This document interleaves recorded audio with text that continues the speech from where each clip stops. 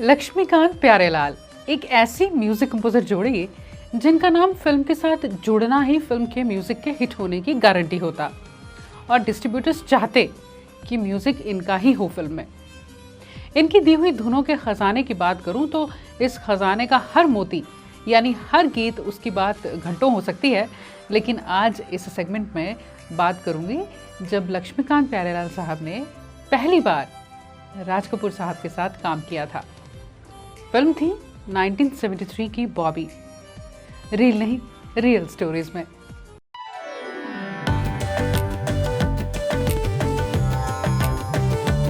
हालांकि लक्ष्मीकांत प्यारेलाल अपना नाम इंडस्ट्री में खूब बना चुके थे, लेकिन आरके बैनर के लिए म्यूजिक देना एक माइलस्टोन तो था इनके करियर का। प्यारेलाल जी कहते हैं, हम एक फिल्म के ट्रायल के लिए गए थे। इंटरवल में हम बाहर आकर बैठे तो मुकेश जी आए, प्यार से बाहें खोलकर बोले, एक खुशखबरी लेकर आया हूँ। राज साहब एक फिल्म बना रहे हैं और वो चाहते हैं कि तुम म्यूजिक दो। और प्यारे जी ने कहा, हम दोनों यानी कि लक्ष्मी जी, प्यारे जी, इन्होंने एक दूसरे को बिना देखे ही कहा, अरे नहीं नहीं। इसका कारण ये था कि शंकर जयकिशन जी बहुत कम उम्र में चल बसे थे और शंकर जी अकेले थे। लक्ष्मी जी जयकिशन जी के बहुत बड़े फैन थे। उनकी कई बातों को, उनके स्टाइल को इन्होंने अपनाया हुआ था, जैसे कॉलर ऊपर करके रखना, घड़ी राइट हैंड में पहनना जयकिशन जी किया करते थे। इन्होंने कहा कि शंकर जी अकेले हैं, ये अच्छा नहीं लगेगा कि हम म्यूज़िक दें, क्योंकि वही हमेशा राज कपूर साहब की फिल्म्स के लिए म्यूज़िक दिया करते थे। मुकेश साहब ने कहा, देखो फिल्म तो बनेगी ना। राज साहब ने 3 नाम सोचे हैं, पहला तुम्हारा, फिर कल्याण जी आनंद जी का और फिर आर.डी. बर्मन का। खैर फिर ये मिले राज साहब से और उन्होंने पूरी छूट दी कि आप जैसा म्यूजिक बनाना चाहते हैं बनाएं। और पहला गीत बनाया, मैं शायर तो नहीं। मैं शायर तो नहीं, मैं शायर तो नहीं, मगर ऐ हंसी, जब से देखा मैंने तुझको, मुझको शायरी आ गई। अब आवाज नई चाहिए थी, जिसे ढूंढने में 2-3 महीने लगे और शैलेंद्र सिंह की आवाज ऋषि कपूर की आवाज बनी।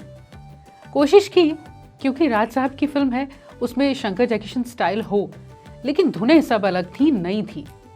और यही वक्त था, पहली बार इंडस्ट्री में गोल्ड डिस्क आया जो इस फिल्म को मिला और इन्होंने शंकर जी के हाथ से लिया। ये फिल्म यूं तो आरके बैनर तले बन रही थी, राज कपूर खुद इसे डायरेक्ट कर रहे थे, यही बहुत खास बात थी।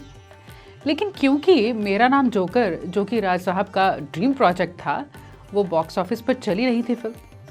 ये फिल्म चले, ये उनके लिए बहुत ज़रूरी था। लेकिन इसमें भी कुछ नया था, कुछ क्या, बहुत कुछ नया था। Lead star cast Rishi Kapoor और डिम्पल कपाड़िया नए थे। हालांकि वो दौर रफ़ी साहब, किशोर कुमार, मुकेश साहब का था, लेकिन नए सिंगर शैलेंद्र सिंह ने इसमें गीत गाए और नरेंद्र चंचल ने भी अपना पहला बॉलीवुड गीत इसी फिल्म के लिए गाया था। और हाँ, लता जी की भी रॉयल्टी को लेकर जो अनबन हुई थी राज साहब के साथ, उसके चलते कई साल बाद वो राज साहब की फिल्म के लिए गा रही थी। यहाँ तक कि गीतकार राज कवि इंद्रजीत सिंह तुलसी, जिन्होंने बेशक मंदिर मस्जिद तोड़ो ये गीत लिखा, और श्री विट्ठल भाई पटेल, जिन्होंने ना मांगू सोना चांदी और झूठ बोले कौवा काटे लिखा, उन्हें इसी फिल्म में इंट्रोड्यूस किया गया। बाकी गीत आनंद बख्शी साहब ने लिखे थे। वैसे इसमें मन्ना डे साहब ने भी गाया था। यकीनन एक म्यूजिक कंपोजर लक्ष्मीकांत प्यारेलाल जी के लिए ये बहुत बड़ा चैलेंज था। राज कपूर साहब की फिल्म, नए लीड एक्टर, नए सिंगर, नए लिरिसिस्ट, लेकिन इससे खूबसूरत म्यूजिक जिसने फिल्म की कहानी को 4 चांद लगा दिए, भला और क्या होता।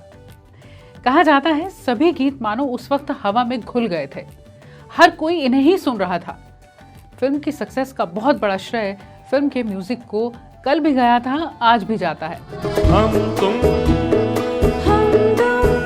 एक कमरे में बंद हो और चाबी खो जाए, और चाबी खो जाए,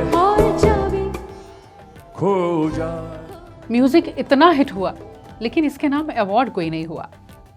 हालांकि इस फिल्म ने 5 फिल्म फेयर अवार्ड जीते थे, लेकिन उसमें बेस्ट म्यूजिक डायरेक्टर का अवार्ड नहीं था। बॉबी के बाद लक्ष्मीकांत प्यारेलाल की जोड़ी ने राज साहब की फिल्म्स 1978 की सत्यम शिवम सुंदरम और 1982 की प्रेम रोग का भी म्यूजिक दिया, जिसमें से सत्यम शिवम सुंदरम के लिए film fair best music director का अवार्ड इनके नाम हुआ। लक्ष्मीकांत प्यारेलाल साहब जब इंडस्ट्री में आए थे, बहुत तैयारी के साथ आए थे। कई इंस्ट्रूमेंट्स बजा लिया करते थे। इंडिपेंडेंट होने से पहले कई म्यूजिक डायरेक्टर्स के असिस्टेंट भी रहे। जिनकी पहली ही फिल्म 1963 की पारसमणि के संगीत के बाद सी रामचंद्र साहब ने कहा था कि मैंने हाल ही में 2 नए लड़कों का म्यूजिक सुना है और उसे सुनकर यूं लगता है कि ये ऐसे उभरेंगे कि सबको पीछे छोड़ देंगे और आगे निकल जाएंगे। और ये हुआ भी। उन्होंने शायद ही कोई ऐसा एक्टर, फिल्मकार, सिंगर रहा हो जिसके साथ काम ना किया हो। यूं तो इस संगीतकार जोड़ी की बातें कई और हो सकती हैं और होंगी भी, मगर अभी इस किस्से में इतना ही। जाते जाते आपको एक मुश्किल में डाल जाती हूँ। आपका फेवरेट गीत, चलिए आपकी फेवरेट एल्बम जो लक्ष्मीकांत प्यारेलाल साहब ने कंपोज की हो, कौन सी है? कमेंट्स में लिखिएगा। मैं शायद तो नहीं,